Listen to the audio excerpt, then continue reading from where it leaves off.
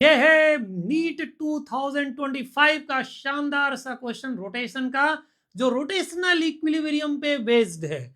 इसमें हमें क्या पूछा गया था, एक रॉड दिया गया है 20 किलोग्राम का, लेंथ 5 मीटर है, वर्टिकल जो स्मूथ वॉल दिख रहा है आपको, हॉरिजॉन्टल सरफेस रफ दिख रहा है। पूछा था कि ये इक्विलिब्रियम में रॉड है, ये स्टे किया हुआ है, मतलब कि ये इक्विलिब्रियम में है, तो यहाँ पे बताना है कि इस एंड पे फ्रिक्शन फोर्स कितना लगेगा, हमें ये फाइंड आउट करना है। तो हम आते हैं इसमें, पहले फ्री बॉडी डायग्राम बनाते हैं। तो फ्री बॉडी डायग्राम में देखिए क्या है इसमें बेसिकली। तो फ्री बॉडी डायग्राम में सबसे पहले हम लोग बनाएंगे यहाँ पे इसका वेट। तो जो वेट आएगा इसमें बेसिकली ये आएगा अपना इस तरीके से वर्टिकली डाउनवर्ड, mg बोलेंगे इसको। यहाँ पे नॉर्मल रिएक्शन वर्टिकली अपवर्ड, यहाँ का नॉर्मल रिएक्शन राइट साइड में लगेगा, राइट। अब देखिए इसकी जो टेंडेंसी ऑफ स्लिपिंग होगी वो फॉरवर्ड डायरेक्शन में इस एंड का है, इस पर फ्रिक्शन लगेगा बैकवर्ड डायरेक्शन में, यहाँ पे ये फ्रिक्शन, और ये लगेगा स्टैटिक फ्रिक्शन, क्योंकि ये मामला सारा रॉड क्या है, इक्विलिब्रियम में है। तो नेट टॉर्क नेट फोर्स सब कुछ जीरो है इसमें।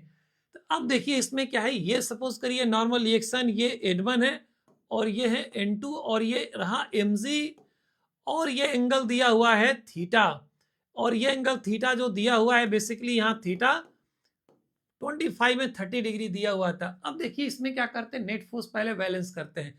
Left force is equal to right force. तो लेफ्ट में जो फोर्स है आपका ये N1 है, तो N1 बैलेंस होगा फ्रिक्शन से, यानी फ्रिक्शन का आंसर हमारा यही है, N1 निकलेगा वही आंसर कहेंगे। N2 क्या करेगा, N2 बैलेंस करेगा वेट को mg को। ओके, हमसे कोई N2 नहीं पूछा है इसमें भाई। अब क्या करेंगे देखिए, अब नेट टॉर्क जीरो लेने की बात सोचेंगे तो हम इस पॉइंट को प्रिफर करेंगे। ऐसे किसी भी पॉइंट के अबाउट नेट टॉर्क जीरो करेंगे तो जीरो होगा, क्योंकि ट्रांसलेटरी इक्विलिब्रियम की कंडीशन ऑलरेडी सेटिस्फाइड है। तो हम ज्यादातर उन पॉइंट को प्रिफर करते हैं जहां से ज्यादा maximum number of unknown forces cross कर रहे हैं, ताकि उनका टॉर्क जीरो हो सके। तो यहाँ पे देखिए, यहाँ इसके अबाउट हम टॉर्क जीरो करेंगे, सपोज करिए पॉइंट बी, तो पॉइंट बी के अबाउट जो नेट टॉर्क है वो जीरो कर देंगे।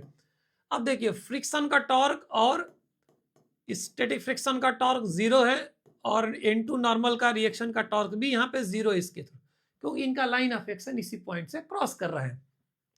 अब बचाइए N1 और mg।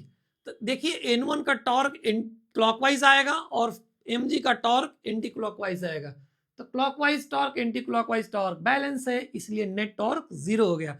लिखते कैसे हम, तो हम क्या करते हैं, एक साइड एक को लिखते हैं N1 का टॉर्क, तो N1 into line of action इसका ये है, तो परपेंडिकुलर डिस्टेंस ये होगा।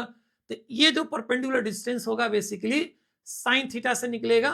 तो sine theta perpendicular upon hypotenuse होगा, तो परपेंडिकुलर जो लेंथ होगा वो hypotenuse that is a length आएगा और साइन थीटा के इक्वल होगा। आ गया। अब देखिए mg का लाइन ऑफ एक्शन ये इधर है, तो ये परपेंडिकुलर डिस्टेंस आपका यहां से यहां तक का होगा। ये l/2 है हाफ लेंथ, ये बेस लेंथ चाहिए, तो l/2 cos थीटा आएगा। तो यहां से देखिए l से इंडिपेंडेंट आ रहा है बेसिकली, तो N1 निकला, क्योंकि N1 ही हमारा फ्रिक्शन का आंसर है, इसलिए N1 का ही आंसर देंगे। आएगा mg cot थीटा बाई 2।